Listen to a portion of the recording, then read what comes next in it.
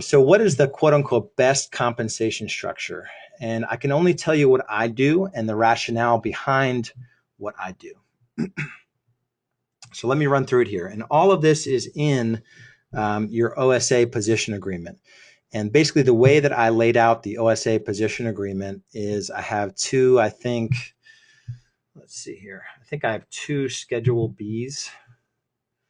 So if you look at our 2014, I think I laid it out where I have two Schedule Bs. So I have so Schedule B, buyer OSA performance requirements and commission. So this is Schedule B for buyer outside sales. And then we have a Schedule B for listing outside sales associate and what they make. So I'll run through this entire agreement, but you have access to that as well here. So let me run through what I do and the rationale for what I do and some of the, you're going to get really queasy when I start to talk about 30 and 40%. And let me explain to you how I got buy-in on those and how I played it at first. If you're just starting to recruit into your team, I'm going to explain how I went through that process, because your first reaction is like, there's no way people are going to buy into 30 or 40%. But I'll show you a way to do that. So here's what I do. My goal is to keep the blended average agent pay in the 35 to 40% range.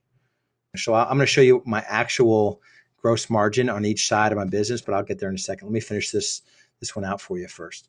Buyer agent compensation, you'll see it's listed in the position agreement, and I'll go through what each means, but basically it depends on the source of the lead. So it's 30, 40, 50, 60%, but there's 10% off the top. And I started this structure when I was at another RE/MAX franchise. I bought my own franchise. I don't run any independent agents in my franchise. It's just my team. So I take 10% off the top. I say there's 5% for RE/MAX and 5% for team admin fees. So that leaves to the team 27%, 36%, 45%, and 54%. So basically 90% of 30, 90% of 40, 90% of 50 is 45, and 90% of 60 is 54. So 27. So here's how I explain it. So when I'm talking to an agent, I'll say, basically the splits are the same as any other team.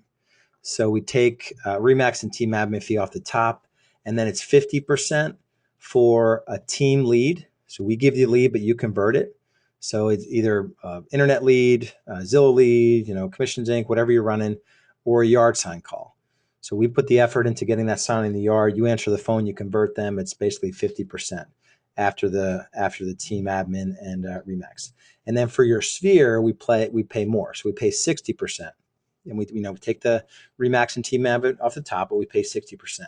My focus when I talk to a recruit, it's on those two buckets. So the majority of your business will be on those two buckets. There are instances where, if you don't have a buyer ISA, you could say where, I personally set the appointment. So I'm prospecting in Boomtown or Commissions Inc., or I answer a yard sign call and I set an appointment, and those are paid out at a slightly lower split. And, it's just based on the value that, if you answer the phone, you get paid more. If I answer the phone, or the ISA that we may have in the future, you're paid slightly less, but it's not a focus of your business. It's not, it's not the majority of your business.